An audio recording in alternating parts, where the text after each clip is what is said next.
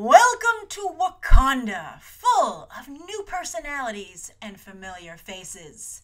Yes, it is time for an introduction not just to the characters of the upcoming Marvel movie, but to the actors who will be portraying them. And this very long, very in-depth video, here's a shot of my notes, as you can see they are quite copious, is brought to you by Graphic Stock, whose library of over 300,000 images is 100% royalty-free. But even better, instead of having to pay per download, and we've all been there, here you get unlimited downloads with your membership. See this background image? It's from Graphic Stock, and I'll be mixing in other Graphic Stock images throughout the video. Now, why is Graphic Stock sponsoring videos? Well, it's because they have a special giveaway for the holidays. $50 off an annual membership, which means for just $49, you can get an entire year of unlimited downloads that are 100% royalty-free. And the link for that offer is down below in the video description. Now, if you're wondering, what am I going to do with an unlimited amount of royalty-free images for a year? Well, you could make YouTube videos, you could use them on a website, on a blog, and let's say you even have an artistic side and you want to incorporate some images in your artwork and maybe one day sell that artwork. Well, if you have a Graphic Stock membership and you use their images, you can do that. Once again, the link is down below in the video description, and a huge thanks to Graphic Stock for making this very long, very in-depth video possible. Now let's go meet some Wakandans. First up, T'Challa, aka Black Panther, portrayed by Chadwick Boseman. Now some of you might be like, Grace, I already met Black Panther, aka T'Challa, played by Chadwick Boseman. And to that I say two things. One, you can go into the video description where there are chapter times, you can skip right to the new characters for the movie. But also, you might want to stick around because what I'm going to do here is I'm going to talk about how these characters might be factoring into the story for the solo movie. Okay? So I hope you will stick around. Now, Chadwick Boseman's T'Challa became an instant fan favorite when he made his silver screen debut in Captain America: Civil War, with not just some sweet action sequences, but also a very touching storyline of his father dying far sooner than he expected under tragic circumstances, and therefore making T'Challa not just have to be the protector of Wakanda, but its new king. And so I suspect a good part of the Black Panther solo film will revolve around the transition from one monarchy to the next, but also, as you'll see, a number of people want that crown for themselves. Also, that makes this a very interesting situation because the monarchy in Wakanda actually does rule. So you have Thor, who is an eternal playboy prince who will never rule. Odin ain't ever stepping down. But here, T'Challa actually has the responsibility of ruling the scientifically advanced African nation of Wakanda. So you'll see a number of political battles in his movie as well. Not just with people who want his throne, but I would also suspect with the rest of the world, because don't forget, he's harboring a number of fugitives who have been classified by Secretary of State Ross as weapons of mass destruction. Now, Chadwick Boseman, for those of you who don't know his work particularly well, he's relatively new to Hollywood, even though I guess he's relatively new to the main stage. He's been working for a while, but what really helped him and made him really kind of get a front-of-the-line pass eventually was his work on biographies. He's done a lot of bios. He was Jackie Robinson in 42. He was James Brown in Get On Up. And he also has another film coming up before Black Panther called Marshall, about the early legal career of the very first African-American Supreme Court Justice, Thurgood Marshall. He's also made some not-so-good movies, but we're trying to stay positive with this video. All right, so that's our first character, the King. Now, the next character we've already met, we're going to do all the characters we've already met and then go into the newbies. So, one of my favorite characters in Captain America: Civil War, despite having just one scene, was Florence Kasumba's member of the Dora Milaje. However, now she has a name, and what a name, because it's a big character. It's Ayo. Now, this is a relatively new character who Ta-Nehisi Coates has really made rise to prominence in his new Black Panther comic book.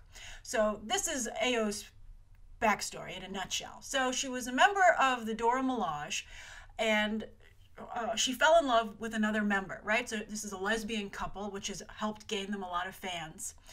And when her lover, Aneka, was sentenced to death for murdering a tribal chief who abused the women of his village, she went to the queen. We're going to meet her momentarily. She went to the queen and begged for mercy for Aneka. Queen said no. So Ayo stole the Midnight Angel armor, which is the Dora Milaje version of Special Forces, and broke Aneka out of prison. And the two, they didn't leave Wakanda because, you know, they're very patriotic. They just had a disagreement, you know, with the justice system. So they became fugitives in Wakanda and also vigilantes using the Midnight Angel armor. They've proven to be so popular, Ayo and Aneka. No word on Aneka just yet. There is someone who could potentially be playing her, but I think she's playing someone else.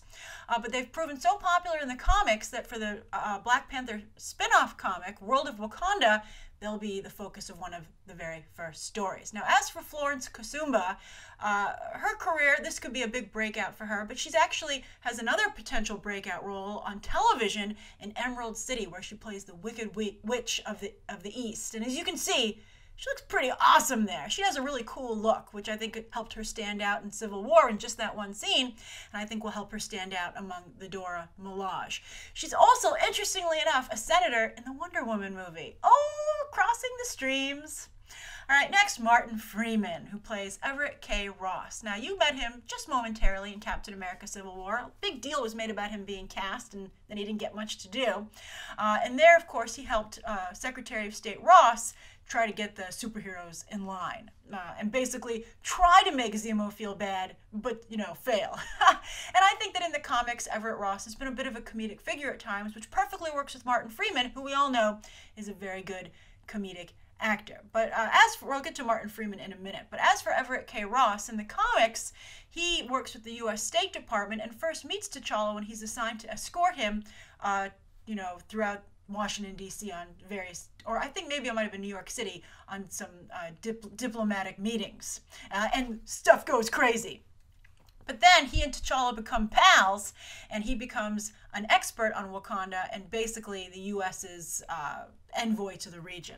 I don't think he's ever actually assigned to the region, but you know, if they needed someone to go to Wakanda or talk to Wakanda or fill them in on Wakanda, they went to Ross. But what I think might happen here is that Ross might be sent to negotiate with T'Challa about those fugitives that Wakanda is currently harboring, and perhaps they'll strike up a friendship there. Now, everybody, of course, knows that he's Watson to Doctor Strange's Sherlock on the BBC, and he was the young Bilbo Baggins in the Hobbit trilogy. But you might not be aware that he was the very first Jim on the UK's version of The Office, and also he did a spectacular job as a villain, so he can not only be funny, but he can be evil if necessary on FX's Fargo Season 1. Oh, if you haven't seen him in that, I don't think you've truly seen Martin Freeman. He's multifaceted. Then next up, Andy Serkis as Ulysses Klaue. He debuted in Age of Ultron as an arms dealer who specializes in getting you vibranium, which of course comes from Wakanda, that special metal that makes Steve Rogers, aka Captain America's shield. The shield which Captain America dropped on the floor like a piece of garbage. I'm sorry, I'm still upset about it. But anyway, you might also recall he was branded a thief in Wakanda when he was caught at one point. But that was just a minor flesh wound, considering what happened when he did business with Ultron, who chopped off one of his arms. But I think that just was paving the way for him to make his transition into the comic book version of the character, where one of his hands is a sonic weapon. But I would hope at least that as an arms dealer in the movies, he can do a little bit better and have the Swiss Army knife equivalent of a prosthetic hand instead of it just doing sonics as it does in the comics. Now, speaking of flesh, Andy Serkis, this is the rare opportunity to see him in the flesh, as he usually does motion capture work. And in fact, he influences, or advises, I'm sorry, the MCU. Well, I'm sure at first he influenced them and now advises them through his company, Andy Serkis. Quite the enterprising individual. He actually has an entire company now which advises movies on their motion capture work, and he's worked extensively on improving Mark Ruffalo's performance as the Hulk. And I guess this was maybe part of his payment. He's like, I want to be on screen. Come on. And they're like, all right. So hopefully he has more screen time in the Black Panther film. But he's going to come up a little bit later, so I think he will. As you listen to these characters and you learn who they are, I think you can see the story start to take shape. But let's meet some newbies. Angela Bassett is joining the cast. And who better to play Black Panther's mother than Tina Turner herself, correct? In the comics, T'Challa's mother, Queen Ramonda, is his stepmother because his biological mother died giving birth to him. So what's interesting here is that means that Queen Ramonda is from South Africa, not Wakanda. So that will either make her someone who can give him an outsider's insight, or perhaps it will mean she lacks loyalty to the nation. Probably to the crown because that's her family, but you know, it's not quite the same. She is the biological mother, though, to T'Challa's half-sister Shuri, who is a huge fan favorite because when T'Challa was in a coma a couple of years ago, Shuri became the female Black Panther. And everybody loves it when you get like a cool new sexy character, right? She was the sexy Black Panther, although T'Challa is also very sexy. And, you know, they've been playing around with bringing her back. She's had her own medical problems in the current Black Panther run. So Angela Bassett, household name, thanks to the Tina Turner bio, and she was also Oscar nominated for her work there. She also had a big standout turn with Stella Got Her Groove Back, but I'm sure most of you today know her for her multiple seasons on American Horror Story. Then I want to talk about Letitia Wright now, because Letitia Wright is the only cast member who is a secret as to who she's playing. But I think she could be Aneka to Florence Kasumba's Ao, but I think there's a very strong chance she could also be Shuri. Because how do you not use Shuri? I mean, you've got Queen Ramonda, right? They're using that name, so obviously I think they're going to go with that family history. And Shuri, again, is a fan favorite. When Lupita Nyong'o was cast, everyone was like, is she Shuri? And they're like, no. And everyone's like, darn it! But I think Letitia Wright might be getting that role. I don't know if she's going to become the female Black Panther in this movie. In fact, I would say very unlikely, but she'll be waiting in the wings and maybe get an action sequence or two. Now, this is a relatively new actress. She was born in Guyana, but then she's had her career in the UK, where she's done a number of television shows. She was on Top Boy, she was on Humans, but she's coming to Hollywood in a big way, and she's also in Steven Spielberg's Ready Player One. Now, next up, this is an actor who everybody knows, Forrest Whitaker, and he'll be playing Zuri. Now, Zuri is a Wakandan military veteran who was a friend and advisor to T'Challa's father, and I think will help with the transition for T'Challa's rule. In the comics, he gets along with Thor, but perhaps he'll make friends with the Avengers in the movies who are staying in Wakanda, Steve Rogers, and maybe Bucky if he wakes up. I think he's going to wake up. But anyway, don't get too attached, but also, are they really going to get rid of Forrest Whitaker? Although he's very busy these days. Forrest Whitaker is really he's really at the height of his career. He's done a lot of, he's one of the rare actors who's been able to do both movies and television and lose no prestige whatsoever. He's an Oscar-winning actor for The Last King of Scotland, and he was recently in The Butler, Arrival, and of course in Rogue One. He's also very prolific behind the camera as a producer, producing Dope and also Fruitvale Station, which was the directorial debut of Ryan Coogler, who of course is directing and co-writing Black Panther, and also that loops in Michael B. Jordan, who we're going to get to. Then Daniel Kaluuya is playing W'Kabi. Now, Daniel Kaluuya is another television actor from the UK, just like Letitia Wright. He was on Black Mirror and Babylon, and he also has a big breakout movie in the United States coming up, Get Out, Jordan Peele's race relations horror movie. But I think that this will obviously be a very important role for him. I think this is going to be a very big role for everyone involved, because I think that Black Panther is being set up to not just be an awesome Marvel movie, but an important one. Now, as for his character W'Kabi, he is the chief of security of Wakanda in general, not just, the Dora Milaje only have one concern, and that's T'Challa, King T'Challa, the king, in this case T'Challa's safety. But W'Kabi is in charge of all of security of Wakanda, and he's also T'Challa's loyal second in command. And so he'll advise him along with Zuri. In fact, Zuri and W'Kabi have a history of working together for T'Challa in the comics. Also in the comics, W'Kabi has not gotten along with Everett Ross, so look for some of that tension there. And he also has a bionic arm. What? You know who else has a bionic arm? Someone who's currently in Wakandan deep freeze. So did he borrow Bucky's arm, or does he help Bucky get a new arm? They said they'd help him with that, you know, when they put him under. And maybe W'Kabi's like, you know what? I better try it out on myself first, because who doesn't want a cool bionic arm? Now we're going to move to Danai Gurira, who's going to play Okoye. Now she's also a television actor, this one playing one of the most iconic women of color, not just in television, but also in comics, Michonne on The Walking Dead. She's also a playwright and previously appeared on HBO's Dream. Now, as for who she's playing, Okoye, she is a member of the Dora Milaje, and the Dora Milaje are assembled of different women from each of the tribes of Wakanda so that everyone can feel represented. It's supposed to be a great honor to be chosen to be a part of the Dora Milaje. It's kind of like becoming a nun. However, instead of, being, pledging yourself and your soul and your body to God, here you pledge it to the king of Wakanda. And on that note, tradition says that the Dora Milaje are supposed to be the wives in training as well as the bodyguards of their king. Now that's only ceremonial, at least these days, as in the comics, T'Challa has made it clear he's not interested in any of his bodyguards. And that's an important factor which is going to come up in just a moment. But Okoye is not so important to T'Challa's story. This is where things get really interesting and take a sudden turn. Okoye, her story intertwines with that of a fellow young woman drafted into the Dora Milaje, Nakia, who is being played by Lupita Nyong'o. Now, when Lupita Nyong'o was first cast in Black Panther, they said, oh, she's going to be a love interest.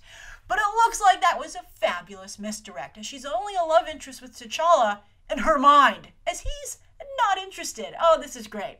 Also, I'd like to point out that we have 3 members of the Dora Milaje already, and they look pretty freaking cool as a group, right? I can't wait to see them assembled. I mean, there's an assembly I'd be interested in, right? Alongside the Avengers. But anyway, Lupita Nyong'o, another Oscar winner. But what's interesting about her, and, Taraji P. Henson talked about this too. She didn't win, but Taraji P. Henson, when she was, she's not in here, what? But Taraji P. Henson, when she was nominated for Best Supporting Actress, she said she couldn't even get an audition as an Oscar-nominated actress, which, was, she felt quite unfortunate, and a commentary on black actresses in the Hollywood hierarchy. And sure enough, years later, Lupita Nyong'o is an Oscar winner in the Best Supporting Actress category, and she's also having trouble getting work. I think partially due in particular to her being of a dark skin color. We talk a lot about Hollywood, preferring lighter-skinned actresses, which I think is not healthy for anyone. But that's one of the nice things about Black Panther. It seems to be trying to move past that, unfortunate bit of Hollywood, casting. So Lupita Nyong'o, she's been stuck in the world of motion capture, but now she has a role to definitely make up for it because it's a juicy one. So Nakia, member of the Dora Milaje, and she sees the wives in training as an awesome fairy tale romance to meet up with T'Challa. She's like, that's one of the main reasons she wants to be a member of the Dora Milaje. So she's super disappointed. Now this is in the comics. I'll be curious to see if they bring this through to the movie. I hope they do. But anyway, she's super disappointed to find out that it's just a bodyguard position when she comes, to work in the Dora Milaje. But she still gives it a shot, So in the comic, her crush, she keeps trying, but her crush goes full fatal attraction, particularly when she starts to find out that T'Challa, again, is not interested. So things get so bad, and she actually becomes dangerous. I said, full fatal attraction, that she gets thrown out of the Dora Milaje and is also therefore an embarrassment to her tribe. So she has nowhere to go. But a mysterious figure takes her in and uses magic to turn her into a mix of Wonder Woman and Poison Ivy. Yes, she becomes an enhanced fighter with an arsenal of weapons, including an herb that makes men as obsessed with her as she was obsessed with T'Challa. And methinks still pretty obsessed. And she gets the villain name Malice. Now, what's interesting about this is that the mysterious figure is none other than Erik Killmonger, who will be portrayed by Michael B. Jordan. As I told you, it starts to all come together. Now, this is Black Panther's version of Lex Luthor. Erik Killmonger's family, he changed his name once he was thrown out of Wakanda, but his family aided Klaue maybe getting vibranium. Maybe that's how Klaue got it, right? And we already know that Klaue was captured and found out in Wakanda. He was branded, and I would assume, because it happened in the comics, the Killmongers were thrown out of Wakanda. So this made Erik Killmonger hate not just Klaue, but also, well, in the comics, T'Challa, but because T'Challa wasn't king at that point, the royal family, right? So he makes the best of his banishment, though, getting an amazing education with degrees, advanced degrees in business and engineering. And in the comics, and this is probably what will happen in the movies, he decides to get his revenge by pretending that he wants to make up with T'Challa so he can come back to Wakanda. He's like, oh, my parents were wrong. I want to be a part of Wakanda. Please let me come home. And T'Challa, after having his epiphany at the end of Civil War, I guess that makes him vulnerable. He's like, okay, I don't want to be filled with hate anymore. So Erik Killmonger comes back, but his true plan is to wrestle the throne away from T'Challa. And there are people in Wakanda who support his family. It's kind of like, two families. It's traditional royal intrigue story, right? So what are Erik Killmonger's powers? Well, he wants to be the Black Panther, but because he is not of the royal bloodline, he can't take the magic herbs in the comics. We'll see what they decide to do in the movies that give the Black Panther his powers. So he, using his advanced degrees, creates a synthesized version of the herb. So basically, he does have Black Panther's powers. But on top of that, he practices Wakandan magic. And one of those things, in addition to creating Malice, is that he uses the altar of resurrection. This is a big, important part of Erik Killmonger character, because he uses it Lazarus Pit style to resurrect himself every time, things don't go well fighting Black Panther or, whoever else he's upset with. But also he uses the altar of resurrection to create a bunch of zombie soldiers to work for him. That could be pretty cool. And Okoye has experience, that's on her Dora Milaje resume. Then furthermore, he also really likes leopards. I hope they keep with that, because it's kind of funny that they're like Black Panthers, but not, which is exactly the situation with Erik Killmonger. I would love to see Michael B. Jordan walking around the movie with some leopards. Also, Michael B. Jordan, of course, he rose to fame thanks to Ryan Coogler. And Ryan Coogler is co-writing and directing this movie. So there was never any doubt, really, that Michael B. Jordan would have a role in it. He and Ryan Coogler made their debut with Fruitvale Station, and then continued their relationship with Creed. And then when he wasn't working with Ryan Coogler, he went and made Fantastic Four as a race-bending version of Johnny Storm. I thought he did a nice job. Nobody was drinking that Kool-Aid, even before the movie came out, and let's see if he can't erase that from comic book fans' memories. Then finally, one more villain, Winston Duke, playing M'Baku. Now, M'Baku is one of Wakanda's greatest warriors, second, in fact, only to T'Challa, and he's also eager to take the throne. Typical jock stuff. Why are you the king when I'm sure M'Baku feels I am a better warrior? So what he does is, because, obviously T'Challa does have the crown, M'Baku revives the outlawed white gorilla cult. That sounds pretty cool. Who worship the rare white gorillas of Wakanda. And what M'Baku does is he kills one of those white gorillas. Weird way to worship them, but then cults always do go off the rails. But anyway, he kills a white gorilla, bathes in its blood, and eats its flesh to gain enhanced physical abilities. And it works! He wasn't duped. Now, I think they could save this for a future film and just kind of introduce M'Baku as a great warrior, and perhaps even starting out as a friend of T'Challa, and, save that for a sequel down the line. I mean, they could go into, like, henchman territory like they did with Bane in Batman and Robin. I wouldn't advise that, of course, but it's been known to happen in Hollywood. But I mean, to be honest, the Killmonger, Nakia / Malice, Klaw storyline seems pretty nicely set up there, right? I don't know why you need M'Baku right now. Now, as for Winston Duke, he is a relatively unknown actor, but he's 6'4", which is pretty awesome. And I think that the place you most likely have seen him is as Dwight, the football player living with